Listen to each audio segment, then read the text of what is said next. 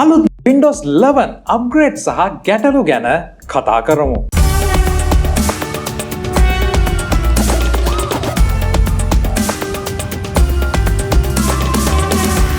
සාදරයෙන් පිළිගන්නවා තවත් ඉන්ට්‍රස්ටිං වීඩියෝ එකකට. ඉතින් අද වීඩියෝ එකෙන් කතා කරන්න යන්නේ ගොඩක් දෙනෙක් කමෙන්ට්ස් වල ඉල්ලලා තිබ්බ වීඩියෝ එකක්. ඉතින් මම ප්ලෑන් කරගෙන හිටපු දෙයක් තමයි Windows 11 ගැන වීඩියෝ එකක් මෙතනින් එහාට අරගෙන එන්නේ නැහැ. විශේෂයෙන්ම මගේ පර්සනල් එක්ස්පීරියන්ස් එක තව මාසයකින් දෙකකින් අප්ග්‍රේඩ් කරාම මේකට අරන් එනවා කියලා. හැබැයි ගොඩක් දෙනෙක් ඉල්ලපු දෙයක් තමයි Windows 11 ගැන වීඩියෝ එකක් අරන් එන්න කියලා. ඒ වගේම ගොඩක් කෝල්ස් මට ආවා Windows 11 ඉන්ස්ටෝල් කරගත්ත කට්ටිය විශේෂයෙන්ම යාළගේ ගැටලු ගැන කතා කරලා. ඉතින් මේ නිසා මම තීරණය කරා Windows 11 ගැන පුංචි වීඩියෝ එකක් ඔයාලට අප්ඩේට් එකක් දෙන්න අවශ්‍යයි කියලා දැනට අප්ග්‍රේඩ් කරගෙන ඉන්න කට්ටියට, ඒ වගේම අප්ග්‍රේඩ් කරන්න බලාපොරොත්තු වෙන කට්ටියට මේ Windows 11 ට්‍රාන්සිෂන් එක ගමන මොන වගේ එකක්ද කියන එක ගැන අප්ඩේට් එකක් දෙන්න. පළවෙනියටම අපි කතා කරමු මොන විදිහටද මේ වෙනකොට ඔයාට Windows 11 ලබා ගන්න පුළුවන් ක්‍රම කියලා. ඔයා අලුතෙන් PC එකක් හදනවා නම් ඔයාට පුළුවන් Windows 11 ඩවුන්ලෝඩ් කරගන්න. Microsoft Windows 11 කියලා Google එකේ එහෙම නැත්නම් අන්තර්ජාලයේ සර්ච් කරොත් ඔයාලට කෙලින්ම ඩවුන්ලෝඩ් පේජ් එකට එනවා.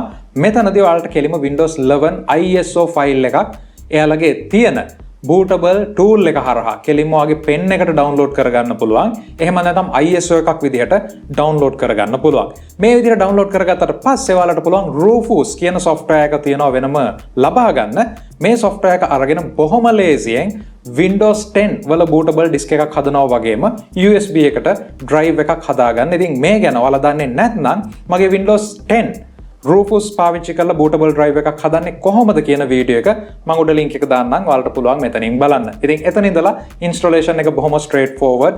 Windows 10 වගේම තමයි UI එක ටිකක් වෙනස්. ඔයාලට තියෙන්නේ steps ටික ඉස්සරහට කරගෙන යන්න.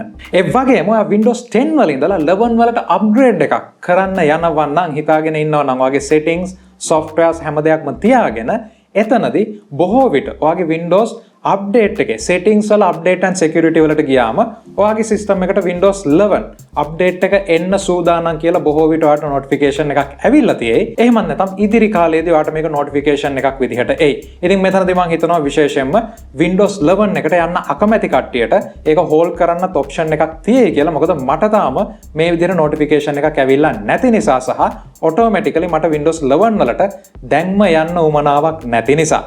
මේ ඇයි කියන ප්‍රශ්නේ අලුත්ම OS එකකට යන්න ඇයි අකමැති කියන ප්‍රශ්නේ මම ඊළඟට කතා කරන දේවල් වලින් ඔයාලට දැනගන්න පුළුවන්. ඒ වගේම තමයි ඔයාගේ සිස්ටම් එකට මේ විදිහට අප්ඩේට් එකක් ඇවිල්ලා නැත්නම් ඔයාලට පුළුවන් Windows 11 වෙබ්සයිට් එකට ගිහිල්ලා Windows 11 ඩවුන්ලෝඩ් කරගන්න පේජ් එකට ගියාම එතන Windows 11 Upgrade Assistant කියලා software එකක්, ඒ හා සමාන නමක් තියෙන software එකක් තියෙනවා පුංචි. මේ tool එක ඩවුන්ලෝඩ් කරලා මේක run කරන්න.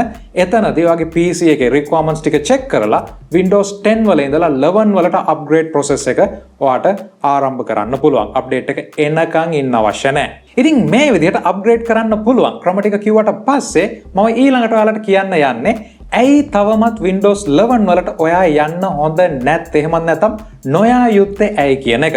සමහරට හිතනවා ඇති PC ගැනම කතා කරන channel එකක්, PC ගැනම වැඩිපුර focus කරන channel එකක ඇයි මේ වගේ advice එකක් දෙන්නේ, අලුතෙන්ම OS එකක් ආපුවම ඒකට යන්න නැතුව ඇයි පරණ එකේ ඉන්නේ කියලා. මේකට ඉතාමත් ලොකු හේතු කීපයක්ම තියෙනවා.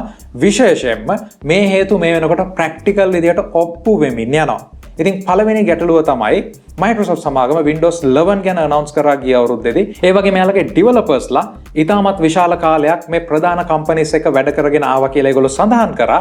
හැබැයි Windows 11 beta විදිහටත් release කරලා Windows 11 official release කරාට පස්සේ මේ වෙනකොට දැනගන්න ලැබුණා අපිට AMD Ryzen CPU වලදී මේ විශේෂයෙන්ම ගේමින් වලට පාවිච්චි කරනවා නම් ගේම් ස්ට්‍රීමින් වගේ දේවල් වලට AMD CPU වල තියෙන නොගැලපීම් එක්ක Windows 11 වල නොගැලපීම් එක්ක මේ විදිහට ඔයාගේ සිස්ටම් එක Ryzen වලින් නම් රන් වෙන්නේ 103ක ඉඳලා 115ක දක්වා performance loss එකක් ඔයාට ඒ scenario එක අනුව විශේෂයෙන්ම ගේමින් වලදී specific games වලදී 115ක් දක්වා performance loss එකක් ඔයාට එන්න පුළුවන් කියලා. මේ නිසා AMD සිස්ටම් එකක් පාවිච්චි කරනවා නම් අනිවාර්යයෙන්ම Windows 11 වලට දැම්ම අප්ග්‍රේඩ් කරන්න එපා. තව මාස දෙකක්වත් ඉන්න. ඉතින් මෙතනදී AMD සමාගම විශේෂයෙන්ම කියලා තිබ්බා Microsoft සමාගමත් එක්ක එකතු වෙලා ඒගොල්ලෝ අප්ඩේට් එකක් මේ වෙනකොටත් ෆික්ස් එකක් හදලා තියෙන්නේ. ඒක ඉදිරි අප්ඩේට් එකකදී ලබා දෙනවා කියලා. ඉතින් Microsoft සමාගම ප්‍රධාන සමාගම් එක්ක තමන්ගේ OS එක ඩෙවලොප් කරා නම් විශේෂයෙන්ම AMD Intel කියලා කියන්නේ PC එකක් හදද්දී තියෙන ඔප්ෂන් දෙක AMD සමාගමත් එක්ක වැඩ කරාද කියන ප්‍රශ්නේ ටිකක් අහලා බලන්න වෙනවා. ඉතින් ඒක ප්‍රධාන ගැටලුවක් විශේෂයෙන්ම AMD සමාගම ෆික්ස් එකක් දෙන්න ලෑස්ති වෙද්දී Microsoft සමාගම මේ විදිහට ලොකු ටෙස්ටිං පොයින්ට් එකක් අතහැරලා කොහොමද Windows 11 රිලීස් කරේ කියලා. ඉතින් AMD කට්ටියට දැන් Intel කට්ටිය hina වෙවි හිටියානම් Intel වලට ඔය ප්‍රශ්නේ නැහැ AMD වලට විතරයි තියෙන්නේ කියලා ඔයාලත් හිස් අතින් ගෙදර යවලා නැහැ Microsoft සමාගම. ඔන්න අලුත්ම Intel Killer feature එක ඒගොල්ලෝ රිලීස් කරපු Intel Killer කියන network boost එක feature එක පාවිච්චි කරන හැම ලැප්ටොප් එකක් ඩෙස්ක්ටොප් එකකම ඔයාලට ලොකු ප්‍රශ්නයක් තියෙනවා. ඒ තමයි Windows 11 install කරගත්තට පස්සේ Intel Killer කියන network feature එක හරහා ඔයාලට සම්පූර්ණ ඔයාලගේ ස්පීඩ් එක ලැබෙන්නේ නැහැ. ඉතින් ඔයාලා ඊටමත් අධිවේගී ඉන්ටර්නෙට් කනෙක්ෂන් එකක් තියාගෙන හිටියත් මේ killer feature එක ඔයාලගේ තියෙනවා නම් එතනදී ඔයාලගේ network speeds භාගයකට වඩා අඩුවීමක් performance hit එකක් තියෙනවා. ඒ වගේම තමයි packet drops පවා මෙතනදී සිද්ධ වෙනවා. ඉතින් විශේෂයෙන්ම gaming, game streaming, ඒ වගේම video සහ website loading කියන ඒවාට ආපුවම ඔයාලට යම්කිසි lag එකක් ඒ වගේම delay එකක් මෙතනදී බලා ගන්න පුළුවන්. ඉතින් දැනටමත් upgrade කරලා තියෙන Intel Killer කියන feature එක ඔයාගේ තියෙනවා නම් වහාම network speed test එකක් කරලා බලන්න. මේවට fixes ඉදිරියට ලැබීමට නියමිතයි. මේ list එකටම එකතු වෙනවා Dell Smart Byte කියන network optimization tool එක පාවිච්චි වෙන Dell systems පාවිච්චි කරන users ලා. ඉතින් Dell කියලා කියන්නේ මුළු ලෝකෙම ගත්තොත් වැඩියෙන්ම වගේ අලෙවි වෙන computer systems විශේෂයෙන්ම අපේ සාමාන්‍ය එදිනෙදා ජීවිතයෙන් එහාට ගිහිල්ලා ඔෆිස් වලට ගියාම ෆැක්ටරි වලට ගියාම ඉතින් මේ සිස්ටම් වලත් network issue එකක් තියෙනවා. ඉතින් මේ හැම දෙයක්ම Microsoft සමාගමෙන් එළියේ තියෙන ආයතන කියලා කියන්න පුළුවන්. හැබැයි AMD CPU වල මේ වගේ flow එකක් ඇති වෙනවා Windows 11 එක compatibility issue එකක් තියෙනවා කියන එක දැන නොගෙන ඉඳීම ගැන නම් සමාවක් දෙන්න බෑ. ඒ වගේම Intel වගේ ආයතනයක විශේෂයෙන්ම Killer වගේ ෆීචර් එකකට මෙතනදී ගැටලු ඇති වෙනවා කියන එකත් එයාලගේ ටෙස්ටිං වලදී අනිවාර්යයෙන්ම අහුවෙන්න අවශ්‍ය දෙයක්. ඉතින් මේ දේවල් අහුවුන් නැති එක ගැන පුංචි සමාවක් දෙන්න පුළුවන් වුණාට Microsoft Windows 11 වල තියෙන Windows File Explorer එකෙත් ලොකු memory leak එකක් තියෙනවා. මේක හැමෝටම තේරෙන විදිහට කිව්වොත් සාමාන්‍යයෙන් අපේ පරිගණකය තුල අපි යම්කිසි program එකක් open කරගත්තම මේක file explorer වෙන්න පුළුවන්, game එකක් වෙන්න පුළුවන්, Photoshop වෙන්න පුළුවන් ඕනම දෙයක්. මේකෙන් අපේ system එකේ RAM එකේ කොටසක් ලබා ගන්නවා එයාගේ වැඩ කටයුතු වලට. හැබැයි ඒ program එක, ඒ software එක close කරාට පස්සේ එයා ලබාගත්ත RAM එක එයා නැවත වතාවක් free up කරන්න ඕනේ. හැබැයි මේ වෙනකොට ටෙස්ටිං වලින් හොයාගෙන තියෙනවා Windows Explorer විශාල ප්‍රමාණයක් ඕපන් කරගත්තම ලබා ගන්න RAM එක ඒවා වැහුවට පස්සේ ලබා දෙන්නේ නැහැ කියලා ටාස්ක් මැනේජර් එක යටතේ Windows Explorer restart කරන්න ඕනේ මේකට කියලා. ඉතින් ඔන්න Windows operating system එකේ තියෙන Explorer එකේ ලීක් එකක් මේ වෙනකොට වාර්තා වෙනවා. ඉතින් මේ දේවල් එක්ක ඊළඟට Windows 11 වල UI එක user interface එකේ ගැටලු කිහිපයක්ම තියෙනවා. hardcore user කෙනෙක් විදිහට ඔයා Windows 10 වලට මේ වෙනකොටත් හුරු වෙලා නම් ඉන්නේ. පළවෙනි දේ තමයි start menu එක screen එක මැද තියෙන මේක නම් ඔයගොල්ලන්ට පුළුවන් වම් පැත්තට දාගන්න සුපුරුදු පරිදිම කිසිම ගැටලුවක් නැහැ. හැබැයි start menu එක open කරාට පස්සේ දැන් search එක වෙනම tab එකකට ගිහින් තියෙනවා. ඔයගොල්ලෝ search එක click කරද්දී ඒක වෙනම tab එකකට තමයි open වෙන්නේ. ඉතින් මේක ටිකක් විතර අර Windows 10 වලට හුරු වෙලා ඉඳලා Windows key එක ඔබලා ටක් ගාලා type කරන එකේ පුංචි වෙනසක් මෙතනදී visual විදිහට මට දැනෙන්න පටන් ගත්තා. ඒ වගේම තමයි මෙතනදී අපිට තවදුරටත් task bar එක right click කරලා අර Windows 10 වල තිබ්බා වගේ ලොකු options ගොඩක් ගන්න බෑ. task bar settings විතරයි මෙතනින් ගන්න පුළුවන්. ඉතින් task bar එක විශේෂයෙන් මේක right click කරලා task manage open කරන්න හුරු වෙලා හිටපු කට්ටියට මෙතනදී ලොකු ගැටලුවක් එනවා. ඉතින් තවදුරටත් ඔයාලට ඒක කරන්න බෑ. control shift escape හරි එහෙමත් නැත්නම් all control delete combination එක යටතේ තමයි ඔයාලට ඒක ලබා ගන්න වෙන්නේ. මේවා ඊටමත් පුංචි දේවල් වගේ පේනුනට තමන්ගේ work flow එක තුල අවුරුදු ගාණක් හුරු වෙලා ඉන්න තැනින් මේ වගේ පොඩි වෙනස්කම් කරන දේ ඒක ඊටමත් විශාල ලෙස work flow එකට බලපානවා කියන එක කියන්න ඕනේ. මේ දේවල් එක්ක ඊළඟට තියෙන දේ තමයි අපිට audio වලට ආපුවම අපේ ටාස්ක් බාර් එකේ දකුණු පැත්තේ තියෙන ක්ලොක් එක සහ ඊට පස්සේ අපිට ඔඩියෝ එක තිබ්බා. මේ ඔඩියෝ එක උඩ රයිට් ක්ලික් කරලා අපිට ටක් ගාලා වොලියුම් මික්ස් එක ගන්න පුළුවන්. ස්ට්‍රීම් කරන කට්ටිය ඒ වගේම එඩිටර්ස්ලට මේක ගොඩක් වැදගත්. මොකද ඔයගොල්ලෝ එක සවුන්ඩ් සෝස් එකක ඉඳලා විශේෂයෙන්ම ගේම් ස්ට්‍රීමින් කරද්දී හෙඩ්සෙට් එකට මාරු වෙනවා නම් එහෙම නැත්නම් එඩිට් කරද්දී ඔයගොල්ලන්ට ටක් ගාලා ප්‍රිවිව් කරන සවුන්ඩ් සෙටප් එකේ ඉඳලා තවත් එකකට මාරු වෙන්න ඕන නම් තවදුරටත් ඒක එහෙම කරන්න බෑ. ඔයාට ලොකු පාරකින් එතනට යන්න වෙනවා. ඒ වගේම තමයි වොලියුම් මික්ස් එක විශේෂයෙන්ම ගේම් ස්ට්‍රීමින් කරද්දී ඔයාලා ගේම් එක ඔන් කරලා ඊට පස්සේ ඔයාලගේ ස්ට්‍රීමින් එක පටන් අරගෙන ඊට පස්සේ ගේම් එකට යද්දී ඔයාලට බොහොම පහසුවෙන් පුළුවන් වුණා Windows XP වල ඉඳලම තිබ්බ දෙයක් ඊට කලින් ඉඳලම තිබ්බා වොලියුම් මික්ස් එක පුංචි වින්ඩෝ එකක් විදිහට එන්නේ. මේ හරහා ඔයගොල්ලන්ට පුළුවන් එක එක ඇප් එක මියුට් කරන්න, ඒවල සවුන්ඩ්ස් අඩු වැඩි කරන්න. හැබැයි Windows 11 වලදී මේක තවදුරටත් පුංචි pop-up window එකක් නෙවෙයි, ඔයාලගේ main settings window එකට යනවා. ඉතින් අර පොඩි දේවල් මේ UI එක පැත්තකින් මේක ප්ලස් පොයින්ට් එකක්. මොකද තවදුරටත් Windows 11 වලදී settings හැමතැනම නැහැ.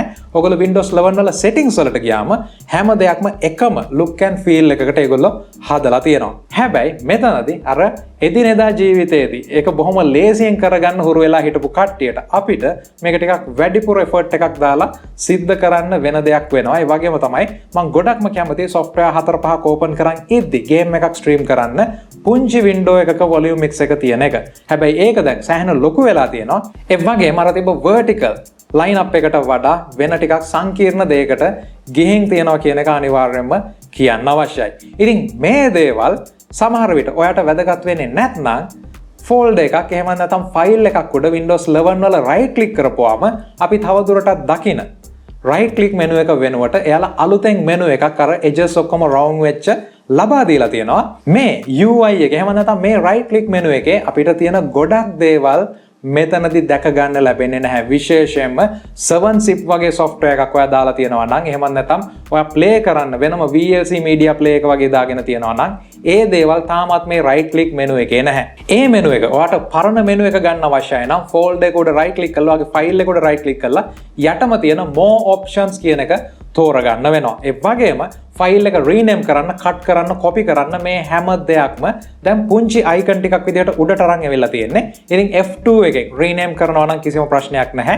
හැබැයි ඔය හුරු වෙලා ඉන්නේ. ටක් ගාලා ෆයිල් එකක් රයිට් ක්ලික් කරලා රීනේම් ඔප්ෂන් එක තෝරගන්න නම් දැන් ඒක උඩ තියෙන. ඉතින් මේ අවුරුදු මං හිතන්නේ 20කට ආසන්න කාලයක් එක විදිහට තිබ්බ UI එක එකපාරම වෙනස් කිරීම හරහා muscle memory එක අපි OS එක තුල තවදුරටත් වැඩ කරන්නේ මතක තියාගෙන නෙවෙයි. අපිට start menu එක කොතනද තියෙන්නේ කියන එක, ඒ වගේම සමහර shortcut keys right click කරලා යන දේවල් මේ ඔක්කොම දැන් පුරුදු වෙලා තියෙන්නේ.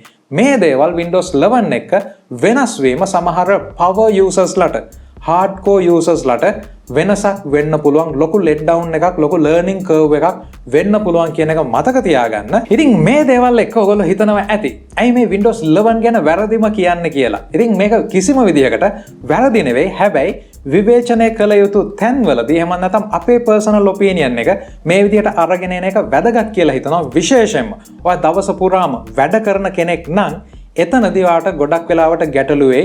ඔයාට අලුතෙන් දේවල් ඉගෙන ගන්න වෙයි. ඒ වගේම තමයි ඔයා ස්ක්‍රීන් දෙකක් පාවිච්චි කරනවා නම් මේක ගොඩක් දෙනෙකුට ප්‍රශ්නයක් නැහැ. දෙවෙනි ස්ක්‍රීන් එකේ තවදුරටත් ක්ලොක් එක පෙන්වන්නේ නැහැ. හැබැයි මම වැඩ කරද්දී විශේෂයෙන්ම දෙවෙනි ස්ක්‍රීන් එකේ ක්ලොක් එක බලාගන්න එක අනිවාර්යයෙන්ම සිද්ධ වෙන දෙයක්. මොකද සමහර විට මේන් ස්ක්‍රීන් එකේ මම වැඩ ටිකක් කරගෙන යද්දි විශේෂයෙන්ම ගේම් එකක් ප්ලේ කරද්දි ඒක කැප්චර් වෙලා ස්ට්‍රීම් කරනවා නම් මම දෙවෙනි ස්ක්‍රීන් එකේ තියෙන ක්ලොක් එක අනිවාර්යයෙන්ම බලනවා මගේ වැඩ කටයුතුත් එක්ක වෙලාව මැනේජ් කරගන්න. ඉතින් මේ වගේ පුංචි දේවල් වලට හුරු වෙලා ඉන්න කට්ටියට මේක ලොකු ප්‍රශ්නයක් වෙන්න පුළුවන්. ඒ වගේම තමයි මේ දේවල් එක්ක තවමත් Windows 11 වලවත් memory management විශේෂයෙන්ම Windows Explorer වල පවා ගැටලු තියෙද්දි මේ වලින් අපි දැක්කා beta software පාවිච්චි කරලා Windows 11 වල gaming performance ගැන කට්ටිය කියලා තිබ්බා. Windows 11 වල performance ගැන කියලා තිබ්බා. මෙතනදී කියන්න අවශ්‍ය දෙයක් තමයි හරියටම ඉවර කරලා නැති software එකක් තමයි තවමත් Microsoft සමාගම official release එකෙත් ලබා දීලා තියෙන්නේ. ඒ වගේම Microsoft සමාගමේ page එකක් maintain වෙනවා දැනට වාර්තා වෙලා තියෙන bugs ගැන. ඒ වගේම මට කතා කරපු සමහර කට්ටිය කියපු දෙයක් තමයි Windows 11 upgrade එකට ගියාට පස්සේ එයාලගේ සමහර devices වැඩ කරන්නේ නැහැ. ඒවට drivers නැහැ කියන එක. ඉතින් මේක වෙන්න පුළුවන් දෙයක්. ඔයාගේ manufacturer Windows 11 වලට සමහරට ඔයා ගන්න මොනවා හරි device එකක තාමත් drivers update කරලා නැත්නම් එතනදී ඔයාගේ fingerprint reader එකක් වෙන්න පුළුවන්, ඔයාගේ Wi-Fi කාඩ් එකක් වෙන්න පුළුවන්. මේ වගේ දේවල් වැඩ නොකර යන්න ගොඩක් ලොකු හැකියාවක් තියෙනවා. මේ නිසා අනිවාර්යෙන් ඔයාලා සාමාන්‍යයෙන් Windows 11 වල experience එක ගන්න අවශ්‍යයි නම් ඒ අප්ග්‍රේඩ් එක කරාට කමක් නැහැ. හැබැයි ඔයාලගේ main PC එකේ main system එකේ මේ දේ කරන්න එපා. එහෙම වුණොත් ඔයාලට ගොඩක් ලොකු ගැටලු වලට මුහුණ දෙන්න සිද්ධ වෙයි ප්‍රැක්ටිකල් විදිහට. ඉතින් මේ ගැන දැනුවත් වෙලා මේ අප්ඩේට් එකට යන්න. Windows 11 කියලා කියන්නේ මගේ මතය අනුව මගේ දැක්ම අනුව අවශ්‍ය දෙයක් නෙවෙයි. අපි Windows 10 එක සෑහෙන කාලයක් හිටියා. කිසිම ගැටලුවක් නැහැ. ඊටමත් හොඳට fine tune වෙච්ච OS එකක්. හැබැයි Windows 11 හඳුන්වා දීමත් එක්කම මම මේක පළවෙනියටත් කිව්වා Microsoft සමාගමට වගේම ලෝකේ පුරාම system manufacturers ලට අලුතෙන් PC laptop විකුණ ගන්න කාලයක් ඇවිල්ලා තියෙනවා Windows 11 certified කියලා. මේ දේවල් එක තව මාසයක් දෙකක් අනිවාර්යයෙන්ම ටිකක් බලාගෙන ඉන්න වෙයි.